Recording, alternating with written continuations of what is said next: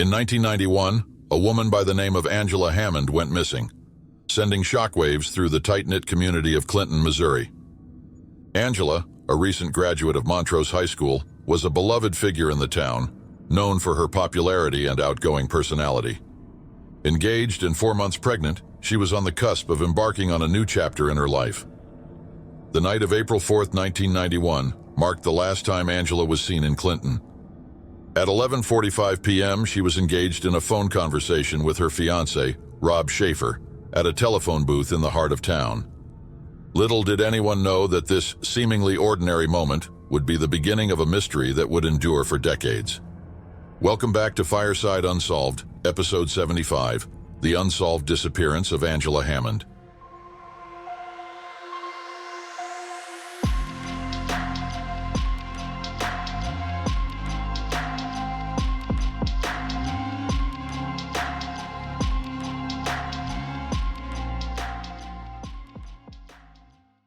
Clinton, Missouri, a picturesque and tranquil town in the heartland of the United States, offered a sense of safety and community that its residents cherished. Nestled away from the hustle and bustle of major cities, Clinton in 1991 felt like a haven where neighbors knew each other and crime seemed a distant concern. However, this serene atmosphere was brutally shattered by an event that would forever haunt the town and its residents. Angela Hammond, a 20-year-old vibrant and beloved member of the community, was deeply in love with her boyfriend, Rob Shafer. Their relationship had blossomed into a commitment for the future, especially after they discovered Angela was pregnant. The news brought joy and a sense of responsibility to the young couple. Rob, a devoted partner, promised Angela that he would always stand by her side and take care of her and their unborn child. Their engagement symbolized a hopeful future, filled with dreams of a family and life together. On the evening of April 4, 1991, Angela and Rob had plans that were part of their everyday routine, but would soon turn into a sequence of events leading to a devastating mystery. Angela dropped Rob off at his parents' house, where he was to watch his younger brother. The plan was simple. Angela would run some errands and then call Rob to arrange a time to meet up later that night. About an hour later, Angela Hammond called Rob Shafer from a payphone in a parking lot outside the Food Barn store, located near Jefferson Street and 2nd Street, approximately 7 blocks away from Rob's house. It was late at night and the usually bustling town had quieted down, leaving the streets nearly empty. While talking, she mentioned a suspicious man who had been circling the parking lot in a Ford pickup truck, and that it seemed out of place. She described it to Rob in detail, a green Ford pickup truck from the 1970s, with a distinctive picture of fish in the back window. Angela described him as a filthy, bearded man. The unusual sighting made Angela uneasy, but she continued talking to Rob, seeking reassurance. Angela told Rob during their phone call that she was too tired to meet as planned and intended to go home and take a bath instead. She then noted that the man parked his truck near the phone booth and got out, holding a flashlight as if searching for something. Concerned, Rob suggested Angela ask the man if he needed to use the phone, thinking the other phone might be broken. Angela followed his advice and asked if he needed to call someone. Rob could hear the man's response over the phone. No. Relieved, Angela and Rob continued their conversation. But moments later, Rob was horrified to hear Angela suddenly scream, and then the line went dead. Panic surged through him. He dropped his phone and ran out of the house, desperate to reach Angela and help her. Rob Shafer immediately drove to the phone booth after hearing Angela's scream.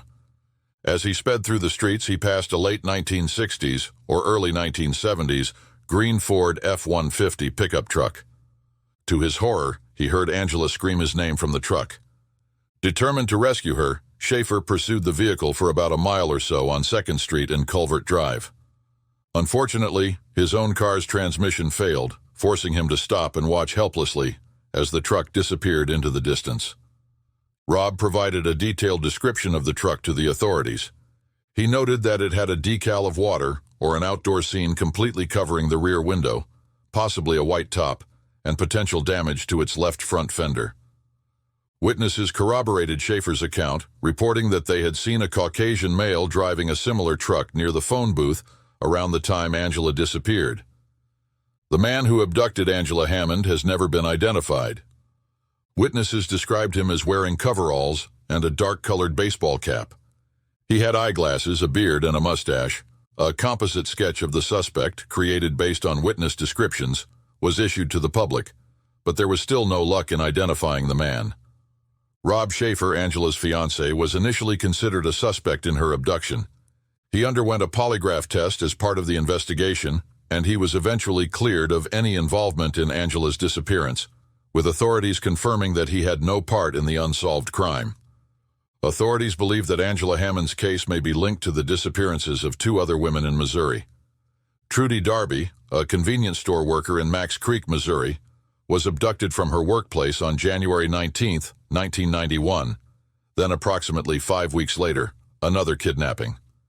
Cheryl Ann Kenny, a convenience store worker, vanished on February 27, 1991, after closing her store in Nevada, Missouri, which is about 70 miles from Max Creek. After Darby was taken, her store was found to have been robbed of $220. Tragically, Darby's nude body was discovered 2 days later in the Little Niangua River. She had been shot twice in the head with a shotgun. The investigation into Darby's murder led to the conviction of half-brothers Jesse Rush and Marvin Cheney, who were found guilty of the robbery, assault, and murder of Trudy Darby. There are similarities between Trudy Darby's murder, Angela Hammond's abduction, and Cheryl Ann Kenny's disappearance, but no hard evidence has been found to definitively link the cases. Following Angela Hammond's disappearance, there were several unconfirmed sightings of her reported across various states and even in Canada. Despite these potential leads, none provided concrete evidence to resolve her case. At the time of her disappearance, Angela was leading a busy and promising life.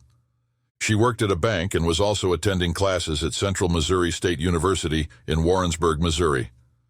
Her abduction not only shattered the sense of safety in her community, but also left a void in the lives of those who knew and loved her. On the 30th anniversary of Angela Hammond's disappearance, the Clinton, Missouri Police Department made a heartfelt post on its Facebook page. The post emphasized their ongoing commitment to solving the case and reassured Angela Hammond's family that they have not given up on finding answers. There are still several active and open leads being considered, the post read.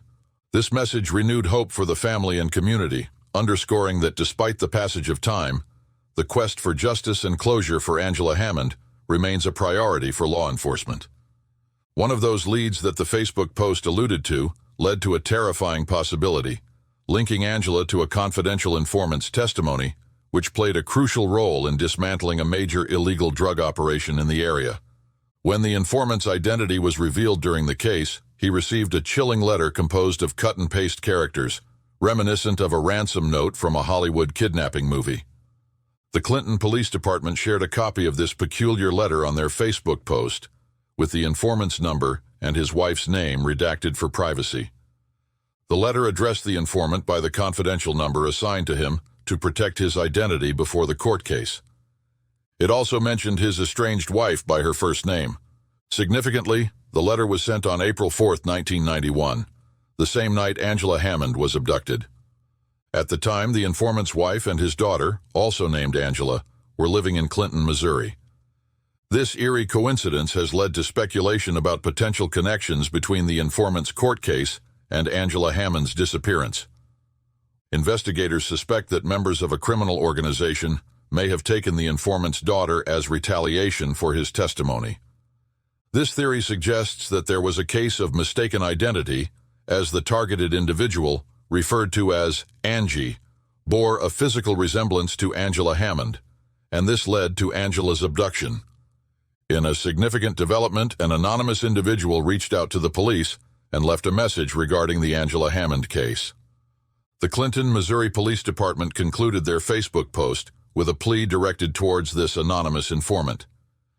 That person specifically mentioned two names. "You did not provide a means for us to recontact you," said Clinton police. "If that person is reading this message, please recontact us so that we can speak with you in real time. We will protect your identity or assure your anonymity." This plea underscores the importance of this individual's information in potentially unraveling the mystery surrounding Angela Hammond's disappearance. Though decades have passed since that fateful night in April 1991, the search for answers and closure remains ongoing. We urge anyone with information, no matter how small or seemingly insignificant, to come forward and help bring peace to Angela's family and friends. If you have any information or tips regarding the disappearance of Angela Hammond or any related matters, please do not hesitate to contact the Clinton Police Department at 660-885-5561. Your information could be crucial in bringing closure to this case and providing answers to Angela's family and loved ones. Your cooperation is greatly appreciated, and rest assured that your identity will be protected. As we conclude our exploration of Angela Hammond's disappearance, the echoes of her story continue to reverberate through the community of Clinton, Missouri, and beyond. The unresolved nature of Angela's case serves as a poignant reminder of the enduring pain felt by those loved ones left behind after such a tragedy, and the lingering questions that haunt those who remember her. Yet, amidst the darkness of uncertainty, there remains a glimmer of hope. A hope that one day, the truth will emerge, and justice will prevail. Together, let us continue to shine a light on this mystery and honor Angela's memory by seeking the truth.